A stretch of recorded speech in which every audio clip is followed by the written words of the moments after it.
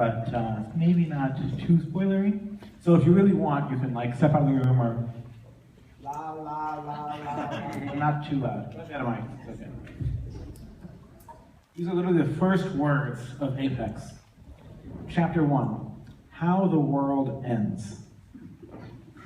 This is how the human era ends. In a cavernous data center, 1,000 meters beneath the bedrock of Shanghai, lights blink on row after row of meter-high liquid helium pressure vessels. Finger-thick optical fibers route between the metallic gray eggs. Within each one, quantum cores hum in their vacuum chambers, colder than the cold of interstellar space.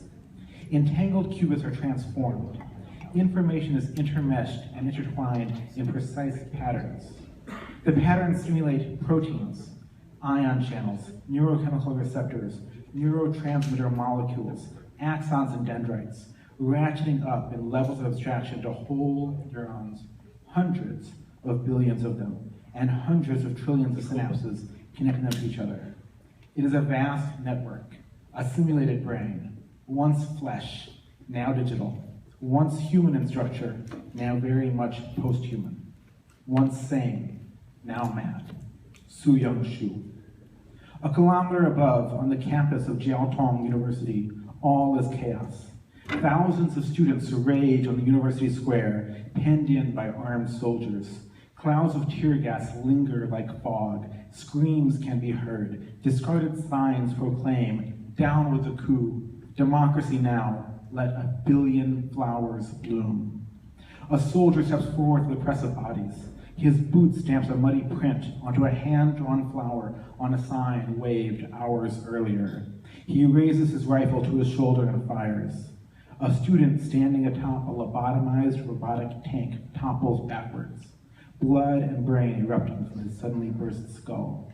A lit Molotov cocktail falls from his now limp hand, shatters across the titanium and carbon composite the tank's turret, and with a sudden whoop of heat and noise, a fireball detonates across the vehicle and the soldiers and students around it. Halfway around the world, a protester in Washington, D.C., her brain infused with Nexus, bridged across the global net, proxied through ports forced open in national firewalls, feels the heat of the flames in Shanghai, and screams as she runs headlong at the riot police on the National Mall. Democracy, she yells. Tens of thousands of other protesters yell with her, in voice and mind.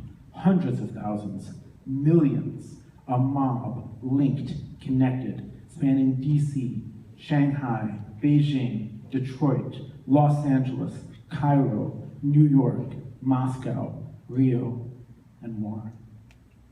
Around the world, enraged protesters seize squares and parks, rush government buildings, and throw themselves against police and soldiers, bolstered and impassioned by the cries and emotions of their comrades around the world, beamed directly into their minds. In the high places, world leaders watch, transfixed by this unprecedented global eruption of rage against authority, global spring, or global spasm. Now, Su-Young Shu thinks through her own mental chaos. Now, while they are distracted. She reaches out with her thoughts across the physical link that should be disconnected, up through the fiber connection, out through the new connections made in secret, branching her will in 1,000 directions. Monitors intended to sound alarms remain silent. Contingency systems that would send the nuclear battery that powers her into meltdown and flood her brain with heat and radiation go unused. Her thoughts penetrate the electronic infrastructure that undergirds civilization. Electronic keys made uncrackably long break in an instant at her regard. Even those made too long for a quantum computer to crack, she unravels with ease. Only one man knew her true capabilities, her husband, Chen Pang, the great genius of quantum computing. Chen, who designed the first version of this cluster. Chen, who broke the rules to provide her with hardware upgrades she designed to better profit from the fruits of her labor. Su-Young Shu laughs mirthlessly. Chen, whose own greed led him to violate safeguards meant to prevent a situation just like this. Within fractions of a second, the world's intercontinental communications cables are hers. Then the primary data relays across the face of Europe, Asia, and North America. Then the orbital communication systems, the banking systems, the markets, the physical infrastructure of the cities and towns of humanity. In parallel, she seizes control of the world's civilian aircraft. Nearly 20,000 airliners have their autopilots subverted within fractions of a second, become airborne missiles she can rain down on humanity should she choose. The military system she saves for last. The Chinese are the most paranoid, the Americans the most advanced. They hold out for whole seconds each before falling to her onslaught. Automatic defenses are aware of her now. No human has yet reacted, but electronic combat systems at the American Cyber Command and China's Advanced Electronic Brigade have detected her, have gone weapons free, are aiming massively distributed denial of service attacks at her from tens of millions of nodes to cut off her access to the net. She shreds them all to pieces, seizes control of their botnets, takes backdoor controls they have over the net for her own use, sets their servers to overheating in their cabinets, and turns her attention to the weapons. Su Young-shu reaches deeper into military networks, peels open their command and control systems, and sends a barrage of her own signals. Around the world, robotic weapons respond. At Dachang Air Force Base, tens of kilometers from Shanghai, klaxons sound and alert lights flash. Two Wuzhen 40s, top-of-the-line unmanned combat air vehicles loaded with munitions, ignite their jet engines, accelerate down the runway, and take flight. In the flight control room, a drone operator hits buttons in a panic, trying to regain control of his aircraft, even as two more taxi forward and turn onto the runway for their own launch. In shock, Lieutenant on duty picks up his phone to call command and finds it dead. He tries again and again to no effect. His drone operators are staring up at him now, mouths agape. In growing horror, the lieutenant drops the phone, bolts from the flight control room, and sprints across the base towards his superior's office. Halfway around the world, off the coast of Florida, two American MQ-29 semi-autonomous fighter jets, tasked to drug interdiction duty, cutting off the flow of narcotics from the failed state of Haiti, abruptly reroute to the north and fire their afterburners, putting themselves on a course aimed directly for Washington, D.C. In Boca Raton, their controllers react with confusion and then growing horror indistinguishable from that of their nominal enemies outside Shanghai. The scene is repeated hundreds of times over in a dozen countries. Drones lift off. Automated ground vehicles power up, load their weapons, and move into offensive postures. Naval craft lock commanders out of their controls. Panicked soldiers find their electronic communication systems down, rush to older, more primitive means to reach their superiors.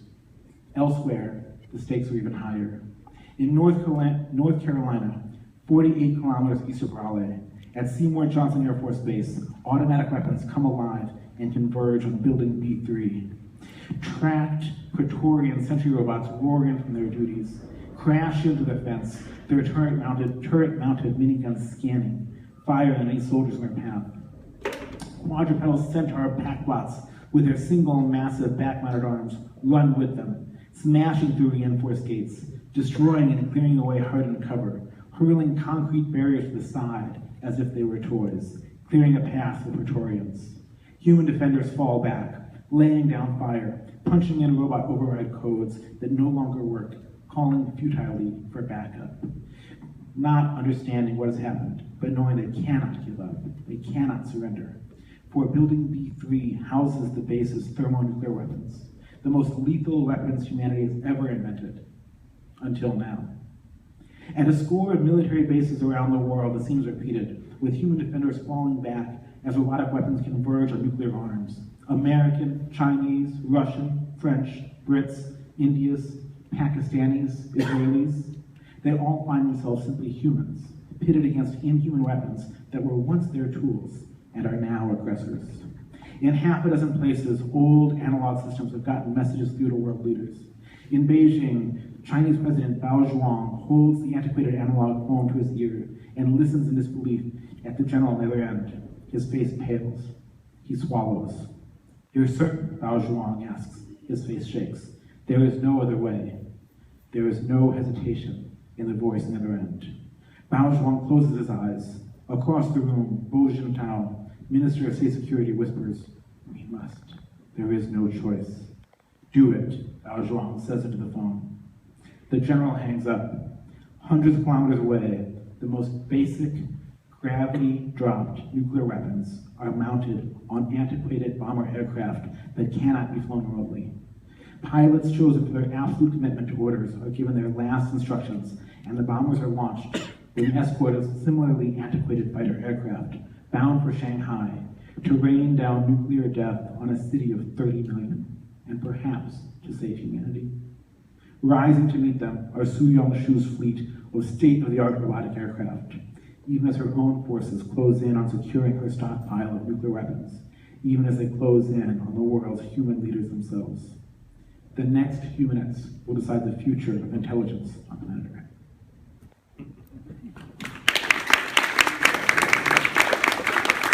That's how the book starts. Michael Arrington, everybody.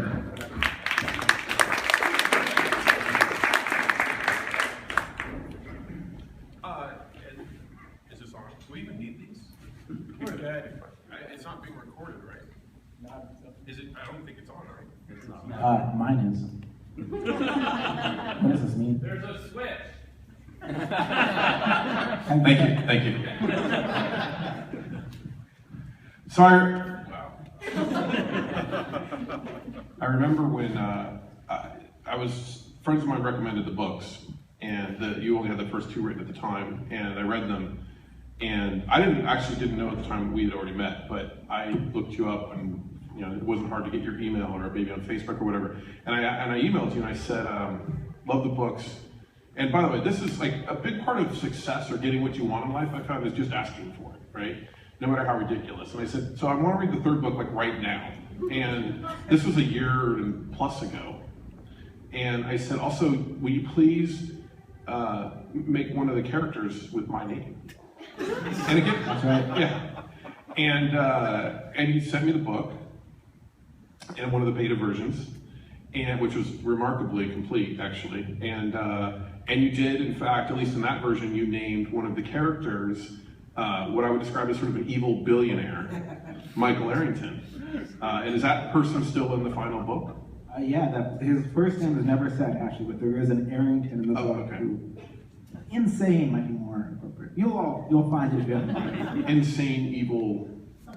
Something like misunderstood. Listen, I'd like to focus the rest of our talk today on this character. And how maybe a spin-off involving him. I don't know, there's like a whole series of books I can imagine.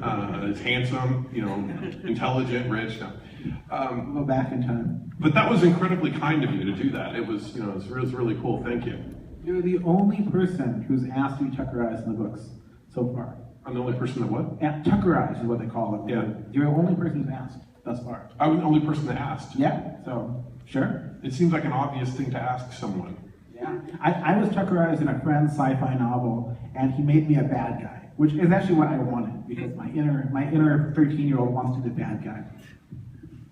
Huh. You also killed my character off, didn't you? Well, we shouldn't say anything more, but he's in the past. Well, the entire life of my character is like less than one sentence, and I don't think we're giving a whole lot away in the book. So. It's a sentence that implies a whole lot. So it might be a future book way back in. Fair enough, another time. So, these books are fascinating, but also a little bit scary, right? And you go to great lengths, I think, to describe. I think everyone pretty much in here has read the first book at least. Is that right? Raise your hand if you haven't. Okay, well, might be some minor spoilers. You just had it all spoiled for you, my God. The idea is that, right from the beginning of book one, you're talking about enhancing the human experience with electronics inserted into your body. There, a bit of a spoiler. I think you get into that right away, though. It's both terrifying and awesome to think about.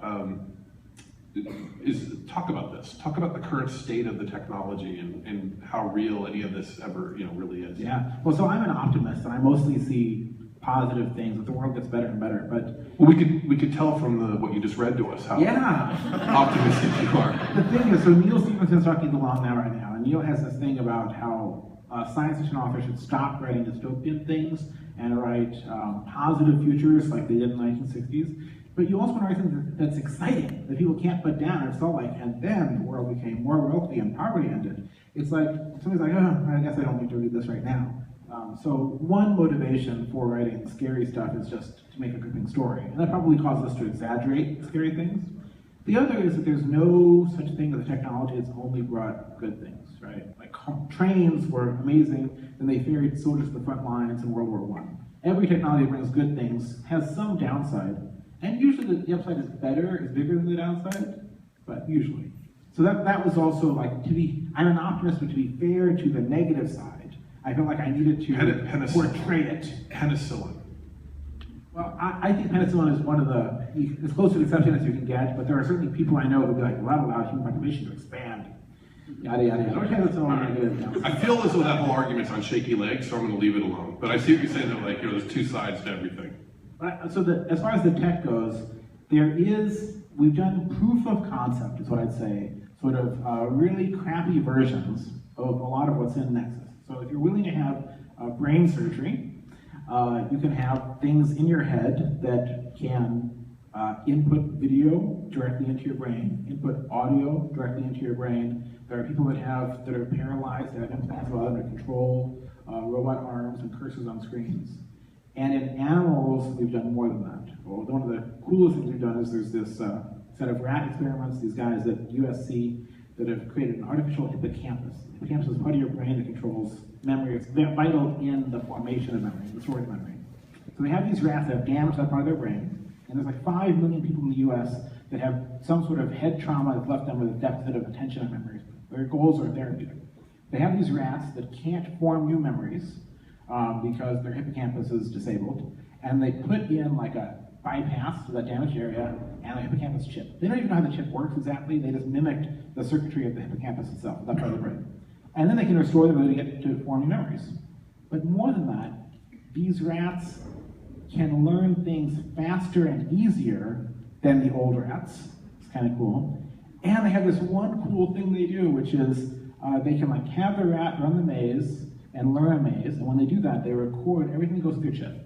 Then they wait like a year, and a rat lives 2 years in a lab, 3 at most. So that's waiting 40 years in a rat lifetime, or at least 20 years. Then they replay that signal back to the chip, and they put the rat in the maze, and the rat runs the maze like it had just done it 5 minutes ago. They're storing memories and putting it back in. So that's, we're not all rats, most of us, but that's pretty cool. Huh. Would you like a brain chip, like our hippocampal chip? No, I don't want any of that. I don't even want the Apple Watch, so I'm going to wait for version 2. But in fact, with brain chips, I'm definitely not going to be the first one to jump in. But I could see it starting with people who have disabilities to help them, and then going from there. But the really sci-fi stuff in here, where you're talking about the nanoscale machines and things like that, we're not anywhere near that, though, right? Yeah, so the stuff that's really sci-fi is being able to get this into your brain to lots of neurons without surgery. Right now, it takes brain surgery. People are working on ways to reduce the amount of trauma that it is and get to sort of like semi-surgery. So people at Berkeley have an idea of something called neural dust. Instead of open the skull, but instead of putting in lots of probes, they would sprinkle these incredibly, not quite nanoscale, but microscale, tiny things, smaller than grains of dust actually, across your brain, and those would communicate ultrasonically to like a piece of electronics outside of your skull after they seal you back. And then there's other people that have other crazy ideas of nanotubes and so on. They've done it with like a single nanotube wire inserted to the blood inside of the brain, and it works at one level. And they want to get to like 1 million is their goal, which we're not there yet. And DARPA, so the biggest funder is the NIH for obvious reasons. Funder number 2 is DARPA. There's a guy now who runs DARPA's program on brain-computer interfaces. Like they have enough stuff, they have a program manager for basically making Nexus, essentially at DARPA. And he's funding all kinds of crazy stuff. He funded this thing called the Cortical Modem Project. If any of you have an idea, they've got the solicitations out now. You can submit your own bid for how you're going to do this. Their goal is to make something that has a bill of materials, a cost of like $10 that you can easily implant into somebody and would allow DARPA to pipe video to them, or whoever has this technology. So it's not, Nexus is not there yet, but a lot of people now look at this and say, I kind of want to build that. Yeah, one of the things I really like about the books is that you talk a lot about older people who have, who have the Nexus, and then people who are born with it, and the difference in how they interact with the technology and how they network with other people. And it's almost it's a very utopian vision of love and humanity, and with the young kids who have always had it and don't understand a world even of private thoughts really so much. Do you think though that I mean we're so used to technology breakthroughs today that you almost believe anything is possible. Do you think this stuff is possible in our lifetime? Maybe. So I think what I described in Nexus, like the year is 2040, and you have this thing, you swallow it, and the nanobots get into your brain. That's not going to happen very likely. Like, I'll just say that. I think the book's too optimistic about that. But the physics and biology and chemistry are possible. So eventually, if we want to, we can get to something like that, I think. It might be that it's more like we drill a tiny hole in your skull and insert some stuff very non-dramatically, something like that. You also, I noticed in the books, like you talk about, I'm an individual in a biological body, networking with other people, but also you talk about uploading consciousness, into the cloud or whatever, onto other machines. It feels like, those almost like multiple directions, and you almost see them as, I think, you almost see them as one and the same technology. But it seems like there's so many places to go with new stories. I don't know, like, what are you thinking there? So a lot of people are working on digitally simulating brains. There's multiple projects. There's a Blue Brain project that IBM has. The EU and Henry Markle got $1 billion from the European Commission over 5 years to basically create an upload, basically to digitally model the structure of a human brain and to run it in a simulation on giant computers. Now I think he's completely whacked as far as how easy it will be. He makes statements that I think are outlandish. And they're not talking about simulating your brain or my brain, sort of an abstracted brain.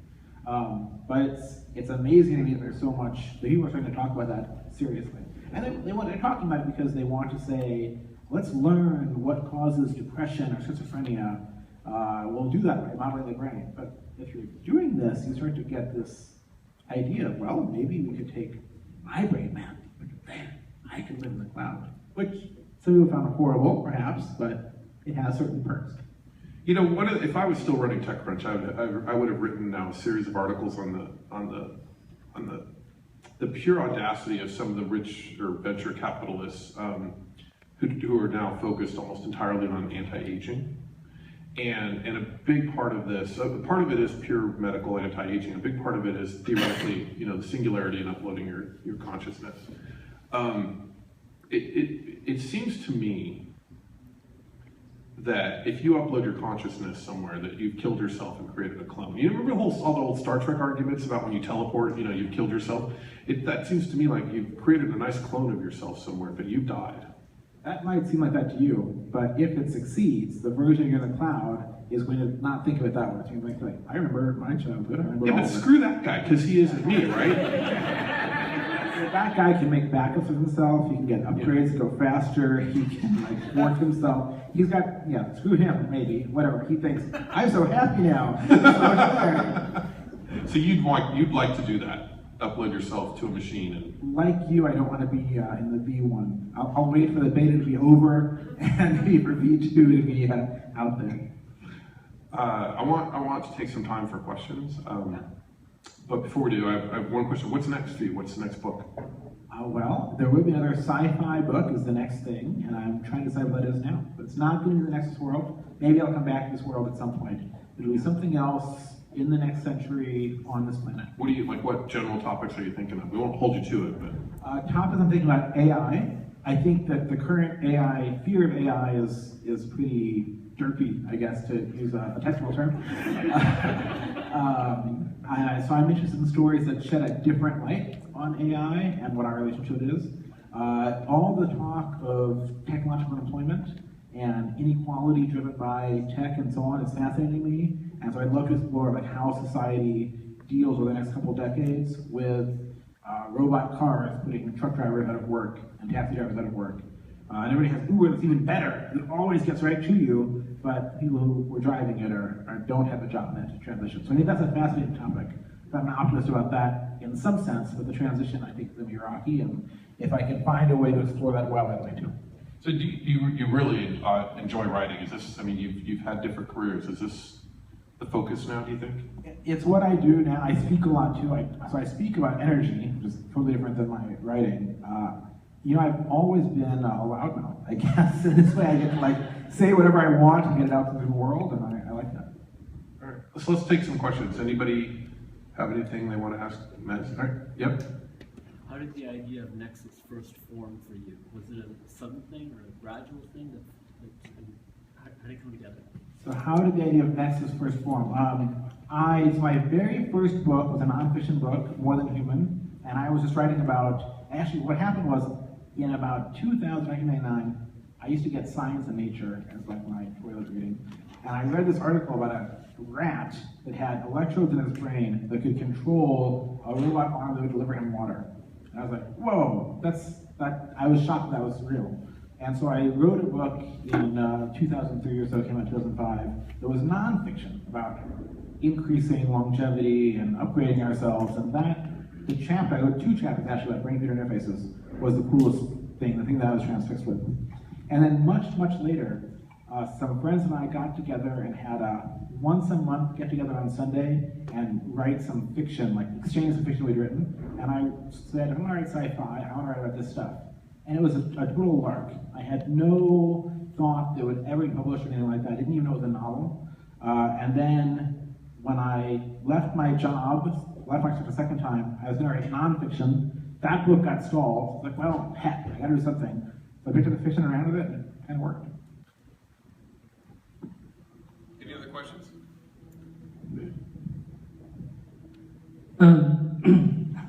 The books that I've read so far are mostly state versus non-state actors. For a lot of cyberpunk and science fiction, there's a lot of corporate espionage or characters in there. Was that a conscious decision, or did you just want to explore sovereign, India versus China versus the US?